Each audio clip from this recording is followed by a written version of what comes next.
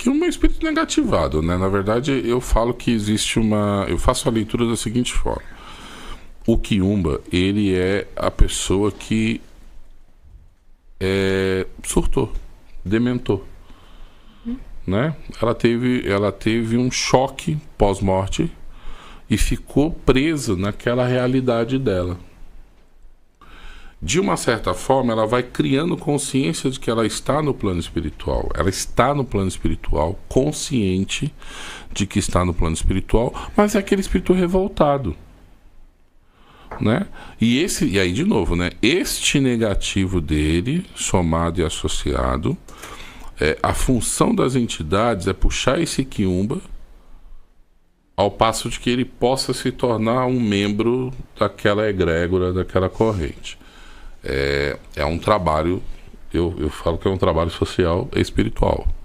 É tirar o cara daquele conceito, porque às vezes não é legal para ele. E isso, cara, pode demorar séculos. Porque não tem uma métrica para poder esgotar o negativo de uma pessoa. Não tem. Tem pessoas que utilizam muito essa força e esse negativo para o ataque. Porque ele vai potencializar toda a determinação e o conjuro que ele fizer junto com essa força negativa que esse espírito vibra. E aí ele vai potencializar os seus trabalhos. 90% dos trabalhos que são feitos com essas energias. Tem uma outra pergunta, mas antes eu vou ler o superchat aqui. Do Umbanda Transformação, Roberto Mundstein, aqui. Sua bênção, padrinho. Parabéns aos entrevistadores e ao pai David pela excelente aula. Um abraço, meu irmão. Um abraço, Roberto. Obrigado aí pelo superchat. Conhece? Conheço. Meu afilhado.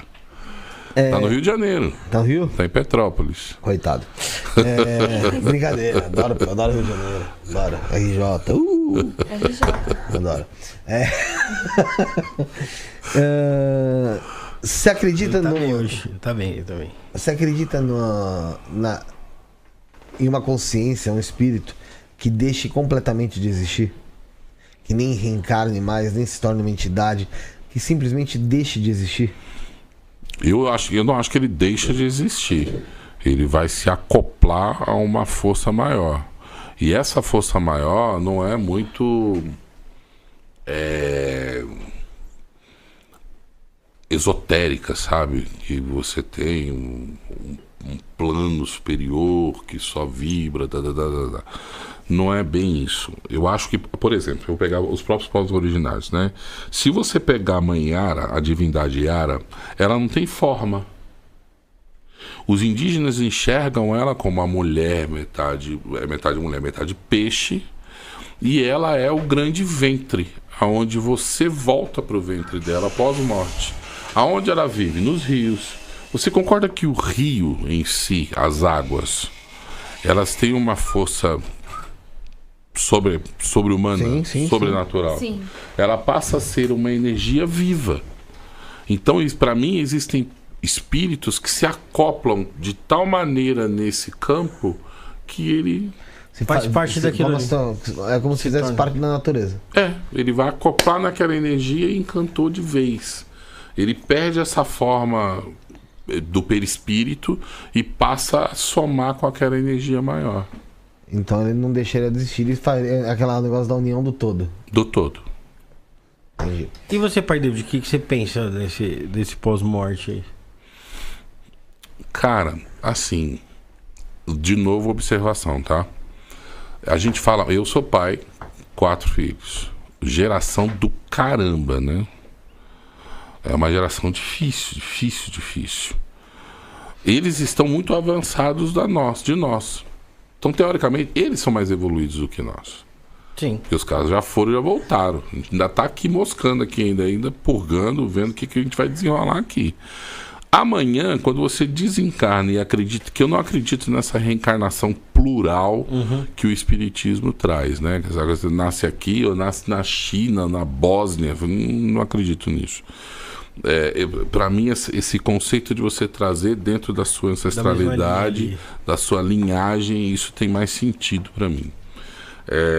E aí, quando você pega esse processo reencarnatório nessa ideia, os filhos que são essas figuras mais evoluídas, eles trazem uma oportunidade para nós de um outro plano de observação. Então, morte e renascimento é um ciclo natural. Não tem vida sem morte, nem morte sem vida. Não dá para falar de uma coisa e da outra separando. E nós tememos muito aquilo que nós não acreditamos ou que nós não conhecemos, né? O novo é muito difícil. Só que a morte não é nova.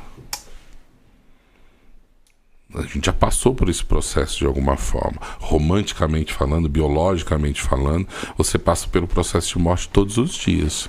E aí tem aí sim, pra galera do espiritismo não ficar na bronca comigo, essa filosofia eu acredito muito no espiritismo. Eles falam muito da questão do suicida passivo. Você é responsável pela tua matéria. Se você não cuida dessa matéria e antecipa o teu processo de fim, você é responsável por ele.